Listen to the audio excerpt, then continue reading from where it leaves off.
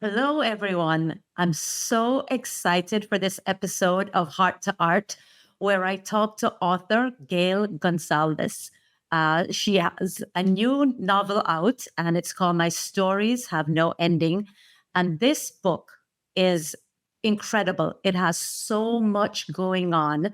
The narrative is beautifully written, but there is classism, racism, colonialism, feminism, issues with the LGBT plus community. So this is just an amazing read. And I'm so excited to welcome Gayle to the stage.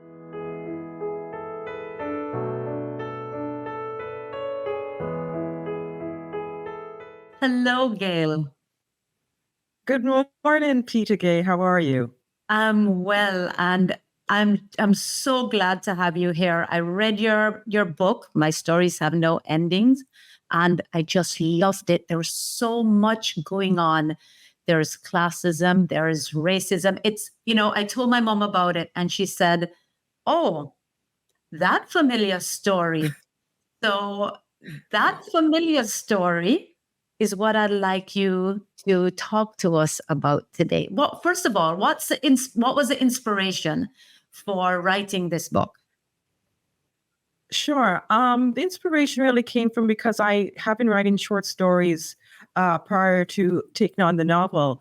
That I had one short story, which is actually my first published short story, called Tamarind Stew, and I guess you can recognize there was tamarinds threaded throughout the novel, and the characters in that short story kept talking to me. Mainly the main character, who at that time was named Julie, and the mother. I kind of knew there was a lot more behind it, a lot more behind the mother, and I really wanted to explore them. They were talking, so that's what led to this book here. I can talk to you too about the stories of the ancestors because a lot of people always ask me what led to that. In my earlier drafts of the book, the ancestors were there, but I just hadn't known how to put them into place. Eventually, I always say what happened was I would kind of say that I'd written like 4 or 5 chapters near these ancestors who had been there, but I didn't know how to put it in. And then eventually I was in Antigua and I went for a drive. And then my father take me somewhere and he said to me, this is where the graveyard was for the slaves. And they didn't, there's nothing here. I didn't even know this. I've been living here all my life. I didn't know this. And suddenly it was like they were speaking, and I knew that this was I would kind of say like the Rubik's Clue, that little click that put the whole story together at that point. I love how you also had stories within the larger story. That was so beautifully done. But for our listeners, the protagonist is Kai. Am I saying that correctly? Kai? That's correct. Yes, that's correct. Who, for a lack of a better word, I'm not even going to try to be politically correct in this interview, but Kai comes from a lower socioeconomic background than the boy she falls in love with. And there's so much going on here because we have Kai, whose skin is ebony, Hayden, her boyfriend, who is also in love with her. His skin is described as being golden. And I love how you described it, the way people in the Caribbean describe lighter skinned by being red. I remember someone called me red. I went, I'm not red, I'm brown. But anyway, so there is a color difference, but there is a socioeconomic difference. And the battle that Kai and Hayden have to fight to be together, and the class system in the Caribbean that many people do not realize still exists. Kai and Hayden's story is actually familiar. I'm sure we both know people who exist in that same situation. So, can you tell me more before we even get to the ancestors? Tell me more about Kai and Hayden. Sure. Like I mentioned to you earlier, because Kai and Hayden really began in the original story, Tamarind Stew. At that time, they were named someone different, but the person who was originally named Hayden, he didn't have, he just didn't have the characteristics that was really necessary to build the story. I felt, it's interesting because when you start to write, you're not really thinking of colorism, classism, and all of that. It just kind of naturally seeps into the story. And that's what I found with this one there. I didn't really think about it until I started, it was writing it, and I just kind of wrote it and recognized it was there. But Kai, there were definitely two different social classes in the Caribbean. It's like a stigma, and the two of them had to fight this to genuinely explore their love. And it wasn't just the two of them seemed not having a problem with it. It was the way society saw it as being a problem. So love is not just love, and we all know that in life, love has many, many layers for it to thrive. And it's when you get past those obstacles that allows it to thrive. So in this case here, I think for Hayden and both Kai to really enjoy their love, they had to get past, I think, some of the social stigmas around it. And, it genuinely, I think, when I think of the book, it does feel like a genuinely true love, that first discovery of love when you're young. And, not everybody's lucky that love survives. And, but in their case, they really had to fight to make it happen. And just the prejudices of, I would more say, his family than her family. Oh, yes. Her family had a little bit more trying to say, does he genuinely love her? But his family was like, what will people say? Which is a big thing in the Caribbean, as we all know, that, people think, oh, why would you go out with him? He's not of the same background. And, so that classism is really strong within the book. Yes. And but I feel that they were genuine, they were genuinely in love. You saw their genuine ability, what they shared and the dreams that they have when you're young. And the two of them wanted to achieve those dreams and their ability to, overcome obstacles along the way. It's a beautiful love story. And even when you wrote, there was one character, I think it might have been Brittany's aunt. Could it have been Hayden's mother, Catherine? Yeah. When Yes. Yes, when she said, why I don't see why Brittany is friends with the maid's daughter. Yeah. And things like that. And many people may not realize that this is very much thriving in the Caribbean today, where this classism does persist. Absolutely. Although many people try to say, no, it doesn't. Along with the racism that many people say, oh, no, we don't see. We don't see color. We only see class. That's such a thing. Actually, that's just it. But class and color, to some degree, are intertwined quite a bit. And yeah, I mean, the Caribbean has changed a lot, and as we've become a much more educated society, you see that difference in terms of colorism being less. Still, however, you will still note that there is a little bit of class structure within that colorism, and you still see it. So I don't think you can say that, but there is definitely definitely silos within the world of the Caribbean that that boundary exists, and crossing it is not very easy. Like I said in the book, it's like a really high wall to scale. I love how you wrote that. Yeah. This high wall that's almost impossible to scale. That was beautifully done. But thank you. Thank you. You really followed your heart, because yet another layer is that Kai's mom was with this man. And there we have violence against women, and that is also pervasive in, many societies. I'm not just going to say the Caribbean. But then Kai's mom, after he leaves her, he hits her until she becomes unconscious. When she's unconscious and she's not moving anymore, that's when he leaves her with this newborn baby. And then Kai's mom turns to a woman, and there she experiences love. Why did you incorporate that in the story? Along the way, when I did write the short story, I did know at that time that Kai's mother was a lesbian. Um, however, I had to start thinking of, okay, so what led her to this?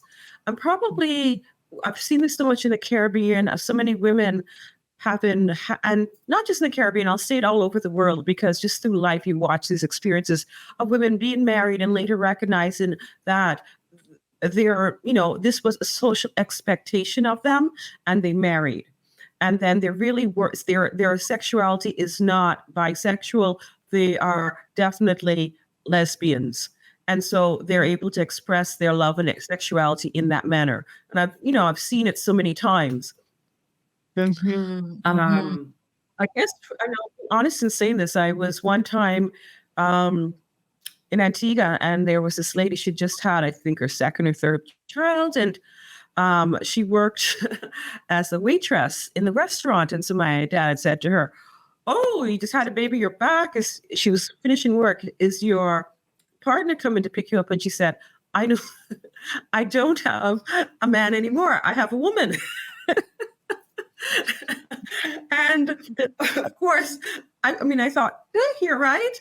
And then eventually she comes up and she introduces us to her girlfriend, saying, this is the person that I'm with now. I no longer have a boyfriend. And so, and then that led me to really thinking, in a society, especially in the Caribbean, where everybody's so homophobic, that Mhm, mhm, she was brave to go out to so many people and saying, this is the life that I want to choose, and this is who I am, and I'm proud of it. I've met people who have been said to me from the beginning, they knew that they were gay, they had no problem saying, this is who I am. And then there are others who went through, I guess that questioning and making sure that they're comfortable with it and they can come out and say, this is who I am. So I mhm, felt that very much so. And I mhm, guess I did really, in terms of having to deal with the um, violence against women, you know, that was a very hard chapter to write. That chapter there about when she met him, it mhm. was a very big struggle for me. But I It really was did, hard to read as and well. yeah, yeah. It was a really hard struggle. I asked myself, I really had to go dig deep into that one and, pull up everything I've seen and I've heard and recreated in the scenarios in order to make this seem plausible and make it seem, and really just showing a man, I think, when he was so young and so selfish and so narcissistic that he didn't even Mhm, think about anyone other than himself in all of his needs. There was no consideration for anybody had any um, he had any entanglement with, who he was in contact with. It was all about me. mhm, And so it was just a very hard chapter to write, recognizing too she was very young, but then it happens so many times in the Caribbean, and not just in the Caribbean, because living in Canada, we see so much, we hear so much, so we have ability to recognize these are just ongoing issues between men and female, especially more prevalent in societies where there's economic differences. There's more economic instability. You're finding that men have the power to dominate women in this space, especially when they're young. So it yes. was it was a very hard to write. Um, and people do come up and say to me, a lot of women come and say, that was such a horrible move. They felt like, oh, he's real. Yeah, he's real. It was, We know people like that. I mean, that narcissistic personality. Absolutely, he was real. yeah, yeah, he was real. No, I agree with you there. He was real. So, and the problem, the issue is in societies like that, they're not reported. Men do these things, but no, everyone just pretends it doesn't happen. So I felt very much, it was a very hard chapter to write. I'm glad it got across a message that I think isn't, and because I gave it such an entire chapter, I was able to really explore it a little bit more than most people who would just give it a couple of paragraphs, and the impact of hymns. And I don't believe that this turned her into a lesbian or anything like that. I believe she just was very young. She was socialized to believe this, along with this handsome, dandy-ish kind of guy.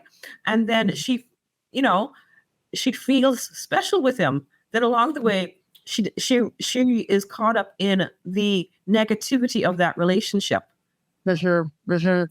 But I also love the way that you also made it quite clear that in the Caribbean, this behavior, as you just said, is sometimes even expected when we say, well, man is man, as in men will act like that and you just have to deal with it, and even Yes. Kai's mother, her own mother said, well, when he's gone, you have to find another man to take care of you.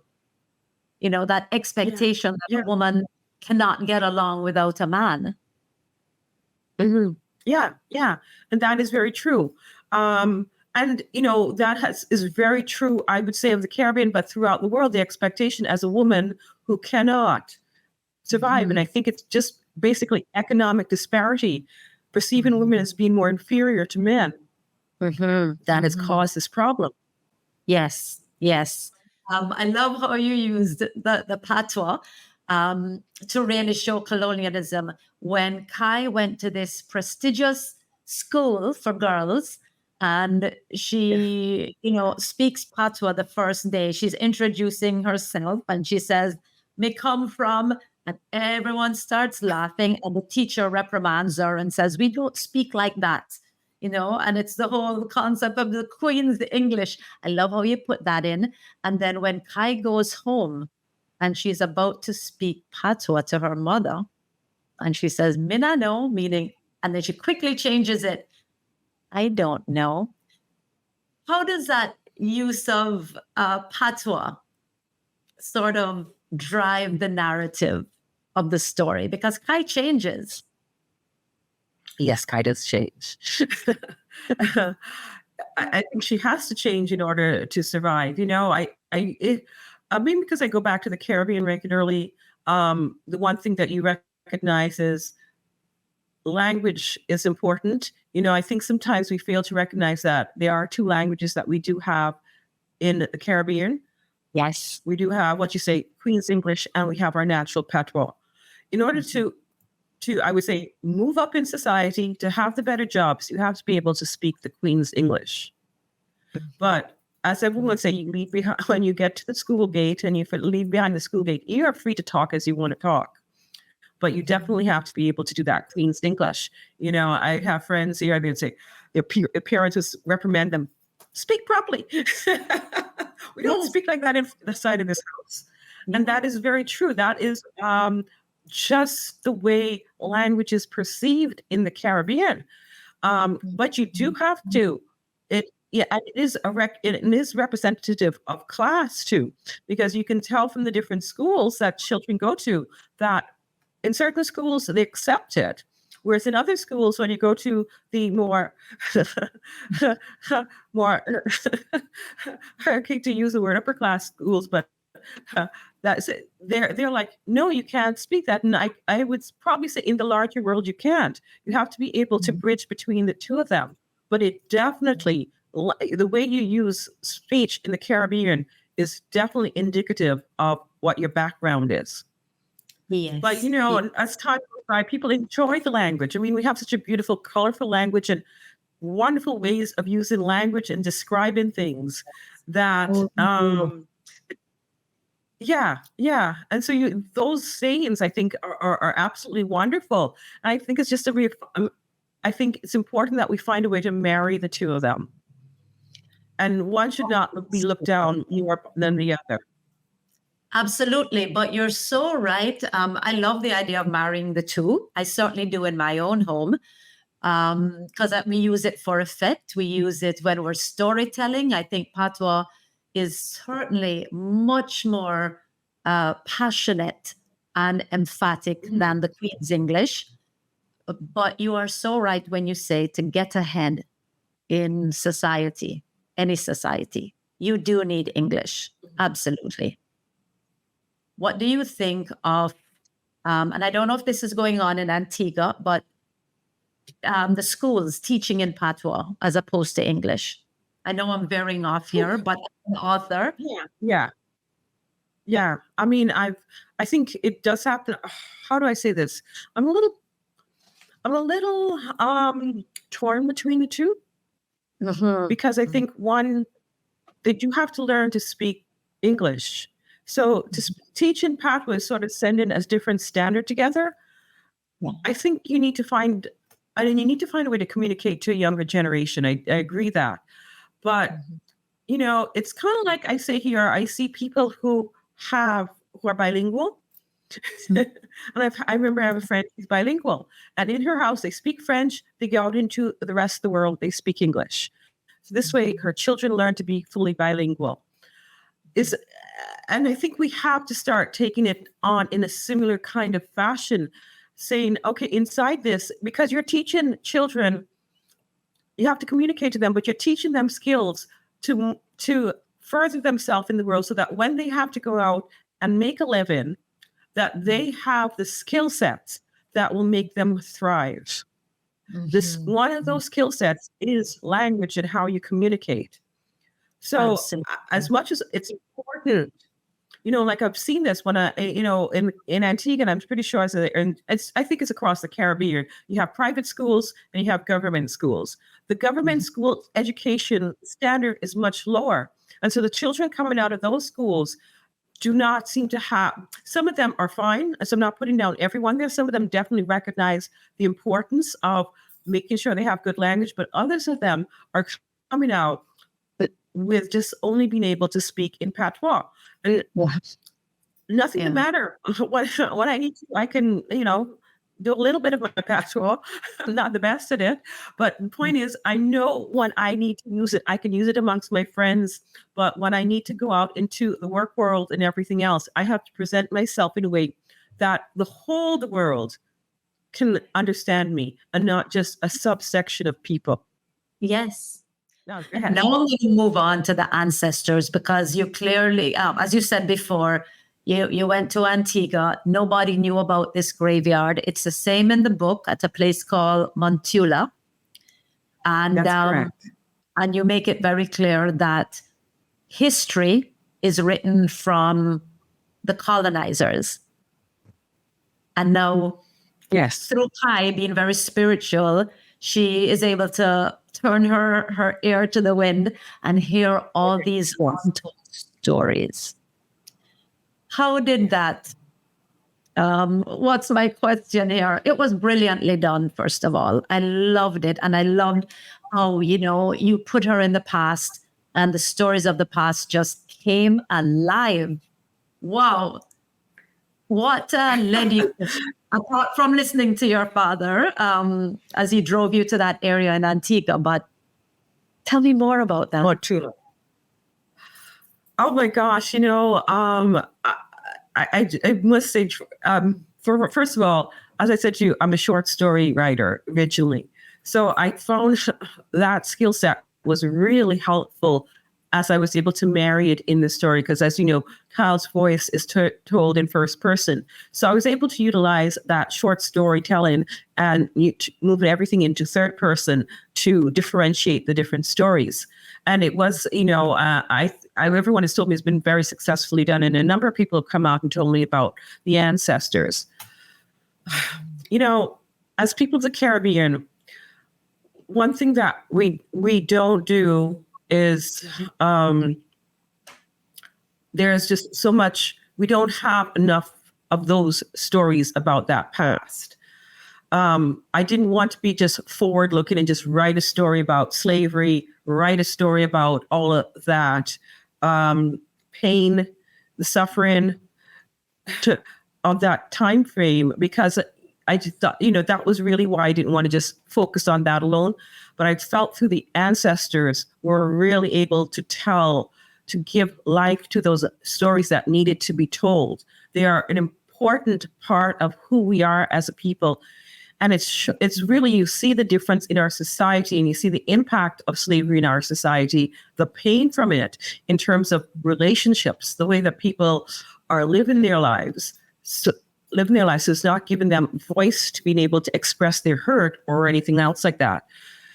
And when I was growing up in there, it was the books that we were just read were colonial books. They were read, there was just one book on Caribbean history, but there wasn't enough given our perspective of it or telling those stories. So I wanted to be able to do that. And there were many different stories within it, because I think some were set in slavery, some were set in post-slavery. But it was just telling them, I think, helped also give an understanding of the Caribbean. I had one person reach out to me after they weren't from the Caribbean and said, your story really made me understand the Caribbean. And Yes. that was, that was just so hard. It was just a great reward for someone to come back, that my story was able to give them that understanding of our history. Absolutely. Because when people go there as tourists, they're seeing one little segment, of who we are as people. But your book really gives insight into who we are as a people, from the history of slavery right down to now. Just stories within stories, just beautifully done. And I'm certainly not going to give away the ending and tell the listeners if Kai and Hayden end up together. I'm not going to say a word about that. You'll have to buy the book. But I love how Hayden's mother changes at the end. Why did you make her change? Because you could have made her stay bitter and angry about this relationship, but she didn't. I think, Hayden's mother, Catherine, she didn't have an easy life. It appeared easy because she was financially in a good position. She had a big, beautiful home. But it was just a picture that was painted of beauty. And so she had to go through life without, experiencing a lot, not being in the best relationship with a man who didn't really give her everything that would make a love thrive. And we do know that in the Caribbean, you have some very interfering mothers who have ideas about what they should do. And I did kind of, to some degree, I think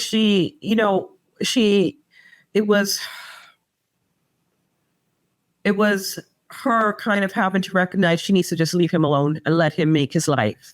And that was basically I think it was her recognition in life that, it is his life and not for her to interfere whether or not he maintains this relationship with this woman or not. Right. Does it work that way in real life? I don't know. Well, but people on their deathbed often have realizations that, it could have gone very differently if I'd behaved differently. So, yes, I think so. Yeah. But I think in the end, you'd have children. The one thing for your children is happiness. So I think in the end, that was her recognition. If this is his happiness, she needed to step away from it and just allow him to find what he wanted to find with her. Absolutely. Where can readers find your book? Oh, by the way, I have my copy. It's pretty much destroyed now with all the pages. Yeah. But where can readers find my stories have no endings? It's definitely available on Amazon. I presently it is in a couple copies at the Indigo on Vegas Street in Mississauga. It is on Indigo. You just have to request it and they will bring it in. But I find you just keep having to market it. People read the book. They really enjoy it. And I think those are the reasons that I find it's just ongoing marketing. But I find readership has been the big help. I found the success of the book has really been someone like you reading it and they passed on to someone and said, you've got to read this book. So that's really been the biggest help for me. And that's exactly how I did get your book. Someone met you, bought the book, and then drove by my house and said, I think you would love this book. And I really did. So thank you so much Oh, for, thank you. spending this time with me. As I said before, this book has so much going on and gives such insight into who we are as a people of the Caribbean. So thank you so much, Gayle. Thank you for having me on this. It means that, yes, thank you. And wishing you all the best for the rest of the day. Thank you very much.